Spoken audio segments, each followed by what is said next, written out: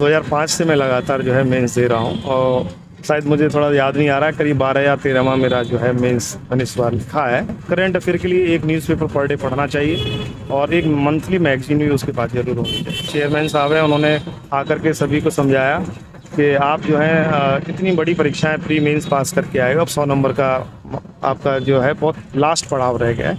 Sir interview कैसा रहा? बहुत अच्छा रहा, बहुत ही सहयोगात्मक रवैया रहा आपको बोर्ड, बहुत अच्छा। सर अपना नाम और थोड़ा अपने एजुकेशनल बैकग्राउंड के बारे में। जी, मेरा नाम मानवेंद्र सिंह है और मैं मथुरा जनपद से बिलोंग करता हूँ। और मेरा जो एजुकेशन बैकग्राउंड है, मेरा जो है ग्रेजुएशन जो है मथुरा से हुआ है, बाकी हायर एजुकेशन मेरा आगरा से हुआ है, दयाल बाग विश्वविद्यालय से। और मेरा एमएड पीएचडी मेरा हायर एजुकेशन पीएचडी। तो सर अपने तैयारी के बारे में थोड़ा बताइए कि कोचिंग वगैरह आपने कहीं की थी या फिर सेल्फ स्टडी की थी? मेरा मानना है कि सिविल सर्विसेज के लिए सबसे जो मुख्य बात बच्चों को जो ध्यान रखनी चाहिए वो ये है कि हमें आइडियोलॉजी को डेवलप करने की ज़रूरत है। और आइडियोलॉजी डेवलप करने के लिए अच्छी किताबें, अच्छे टीचर, अच्छे नोट्स का होना बहुत ज़रूरी होता है। को चुना और बढ़िया नोट्स, बढ़िया कोचिंग और बढ़िया किताबों को चुन करके बार बार उन्हीं चीज़ों का अध्ययन किया, क्योंकि आपको मालूम होना चाहिए कि इस सिद्ध वाक्य है कि बच्चा जरूर नया होता है लेकिन प्रश्न सब पुराने ही होते हैं। तो ऐसे में हमें बार बार पुराने प्रश्नों को क्या करना चाहिए, दोहराना चाहिए और उन्हें दोहराते हुए बार बार जो है उनका प्रयोग करना चाहिए। हर बार आप देख रहे हैं आयोग में ज़्यादातर क्वेश्चन 70 से 80% रिपीट होते हैं, तो प्रीवियस क्वेश्चन पेपरों को बार बार दोहराना चाहिए और एक ऑथेंटिक बुक से बार बार एक ही किताब को बार बार पढ़ने की ज़रूरत है। सर ऑप्शनल सब्जेक्ट आपका कौन सा रहा है? मेरा ऑप्शनल सब्जेक्ट सोशियोलॉजी रहा है, समाज। Medium sir? मीडियम हिंदी रहा है। और इस बार आपका कौन सा अटेम्प्ट है सर? अभी तक वैसे मैं देखूं तो आपका 2005 से मैं लगातार जो है मेंस दे रहा हूं और शायद मुझे थोड़ा याद नहीं आ रहा है, करीब 12 या 13वां मेरा जो है मेंस मैंने इस बार लिखा है। और इंटरव्यू सर? इंटरव्यू मेरा ये तीसरी बार है, थर्ड टाइम मैं इंटरव्यू दे रहा हूँ। जैसे कि आप बता रहे हैं 2005 से आप लगातार जो है आप मेंस लिख रहे हैं, तो क्या लगता है आपसे पहले कहाँ पर गलतियाँ हुई थी जिसकी वजह से जो है पहले मेंस क्लियर नहीं हो पा रहा था? मैं एक्चुअली क्या, मैं एक एज ए मेंटर की तरह काम कर रहा था, क्योंकि मैं एक कोचिंग इंस्टीट्यूट भी चलाया हूँ पहले।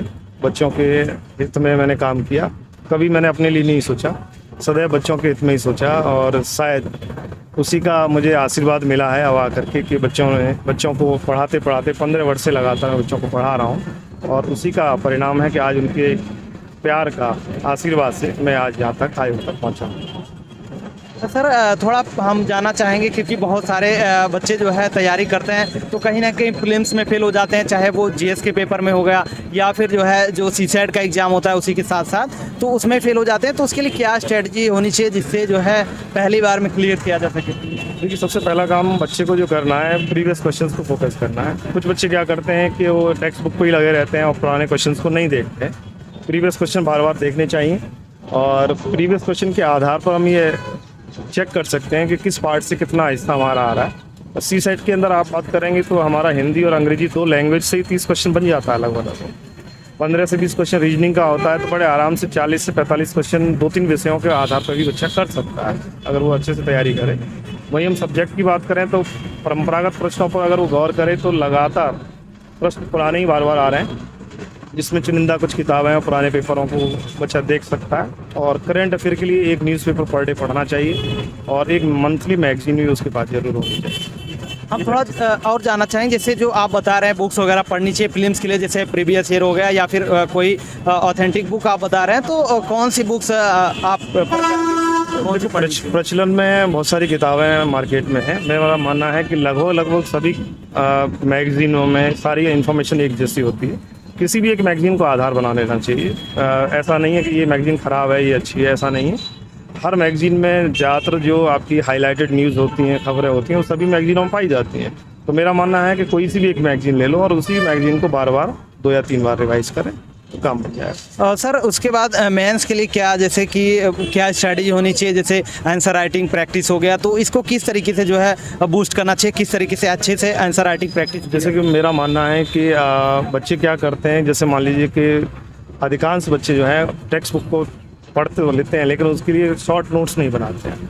तो इसके लिए छोटे छोटे शॉर्ट नोट्स जरूर बनाने चाहिए, क्योंकि आज का जो परीक्षा प्रणाली है मेंस की वो बदल चुकी है और छोटे छोटे क्वेश्चनों को दायरा में बनाना चाहिए और उन्हीं क्वेश्चनों को जो है पॉइंट आउट करते हुए बार बार रिवाइज कर लेना चाहिए। तो शॉर्ट नोट्स के माध्यम से हम मेंस को बहुत अच्छा बना सकते हैं, ऐसा मेरा मानना है। सर जैसे जो बहुत सारे एस्पिरेंट जो नए होते हैं, जो पहली बार यहाँ इंटरव्यू के लिए आते हैं, तो कहीं ना कहीं जो है डर का माहौल एक बना रहता है कि अंदर में जाएंगे कैसे, क्या सारी चीज़ें होंगी। तो क्या ऐसा कुछ फील हुआ था आपको? नहीं, मुझे ऐसा कोई फील नहीं हुआ और बोर्ड का बहुत ही सकारात्मक रवैया रहा, बहुत अच्छे से उन्होंने समझाया। बल्कि हमारे जो चेयरमैन साहब हैं उन्होंने आकर के सभी को समझाया कि आप जो है इतनी बड़ी परीक्षाएं प्री मेंस पास करके आए हो, अब 100 नंबर का आपका जो है बहुत लास्ट पड़ाव रह गया है, तो इसमें डरने की ज़रूरत नहीं। आपने बहुत बड़ी फतेह हासिल तो बहुत पहले ही कर चुके हैं, तो इंटरव्यू से कभी डरना नहीं चाहिए। जब आपने प्री और मेंस में इतना सारा ज्ञान अपने अंदर पैदा किया है, उसी ज्ञान का हल्का सा अंश आपको जो है पिरोना होता है इंटरव्यू के दौरान। तो मेरा मानना यह है कि इंटरव्यू से इतना डरना नहीं चाहिए, बी कॉन्फिडेंट। और ऐसा कोई मुझे महसूस नहीं हुआ बोर्ड के सामने कि उन्होंने मुझे कहीं परेशान किया या ऐसा लगा। बहुत अच्छा सहयोग। जो कोर्ट का आदेश आया था कि जो है प्रीलिम्स की परीक्षा रद्द की जा रही है, तो इस पर जो है अंदर में कुछ बातचीत हुई थी सर? जी, चेयरमैन साहब ने ये स्पष्ट कर दिया कि जो आपका आदेश आया है, इस आदेश में एक बात स्पष्ट हो गई है कि जो कोर्ट ने कहा है जो एप्लीकेशन फॉर्म की जो डेट थी हमारी वो ऑलरेडी पहले ही हो चुकी थी और ये जो आदेश की प्रति आई है ये बाद में आई है, तो इससे उस आदेश का कोई प्रभाव इस परीक्षा परिणाम पर नहीं पड़ेगा और आपकी परीक्षा जो है सकुशल संपन्न होगी। और ये कहीं ना कहीं एक टेक्निकल फॉल्ट है कोर्ट या आयोग के मिसकम्युनिकेशन का, जो जल्दी शॉर्ट आउट कर लिया जाएगा, ऐसा आयोग के चेयरमैन साहब ने कहा है। सर क्वेश्चंस वगैरह आप थोड़ा बताइए कि क्वेश्चंस वगैरह जैसे अंदर में किस तरीके से पूछे रहे, ऑप्शनल को लेकर या फिर और क्वेश्चन? वर्तमान संदर्भ से ज़्यादा प्रश्न पूछे गए मेरे से। जैसे मान लीजिए कि आपकी तिरंगा यात्रा के संदर्भ में अभी जैसे चर्चा चल रही है या यूक्रेन का वॉर चल रहा है, इस संदर्भ में ज़्यादा बातें हमारे आसपास कुछ व्यवहारिक कंडीशनल प्रश्न भी थे कि आप अधिकारी बनाया जाता है तो इसमें अधिकारी के लिए कौन कौन से गुण होने चाहिए, ऐसी 2-4 बातों पर उन्होंने रखा।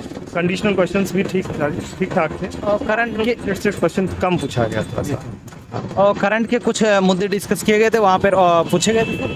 करंट के जैसे मैंने बताया कि तिरंगा यात्रा और यूक्रेन वॉर है, इस संदर्भ में थोड़ा 2-3 मुद्दे ही लिए, 3-4 मुद्दों पर मेरे से चर्चा की। बाकी बहुत सारे जो कैंडिडेट्स निकल कर आए वो बता रहे हैं कि हमें अलग अलग तरीके की सिचुएशन दी जा रही है कि एसडीएम बना दिया जाता है, तो आप कैसे करेंगे, मतलब इस तरीके का? ऐसा प्रश्न मेरे से नहीं पूछा गया। एक जो है शिक्षण प्रक्रिया से संबंधित क्वेश्चन पूछा गया था कि अगर आपको जो है किसी विद्यालय में भेजा जाता है तो विद्यालय में आप क्या निरीक्षण करेंगे, तो एक कंडीशन मेरे सामने रखी थी, तो उसका जवाब मैंने दिया, बस एक ही कंडीशन। जी सर जैसे कि आपको तैयारी करते करते जो है बहुत सारा टाइम हो गया, तो आपके पास अनुभव ज़रूर है, तो जो नए एस्पिरेंट्स इस फील्ड में आना चाहते हैं, यहाँ पर तैयारी करना चाहते हैं, यूपी पीसीएस के लिए फिर यूपीएससी के लिए हो गया, तो उनको क्या स्ट्रेटजी अपनानी चाहिए ताकि जो है स्टार्टिंग से अच्छी तैयारी कर? मेरा मानना यह है कि बच्चों को एक वर्ड बोलूँगा कि आइडियोलॉजी पर काम करना चाहिए, विचारधारा पर। और विचारधारा आपकी जो है अच्छी किताबें अच्छे नोट से डेवलप हो सकती है, चाहे वो प्री की परीक्षा हो चाहे मेंस की हो। जब तक आइडियोलॉजी डेवलप आप नहीं करेंगे, किसी चीज़ पर टेंशन लेके मत पढ़ो, आइडियोलॉजी डेवलप करो और विचार को थोड़ा थामते हुए किसी समस्या को पढ़ रहे हैं तो उसके cause and effect study method से पढ़ना चाहिए कि इसके कारण क्या है और इसके प्रभाव क्या हो सकते हैं। तो ऐसी प्रक्रिया अपनानी चाहिए और बहुत अच्छा रिजल्ट मिलेगा। जी सर, आप इतना टाइम से मेहनत कर रहे हैं, हम आशा करते हैं कि आपका सिलेक्शन इस बार जरूर। बहुत बहुत धन्यवाद।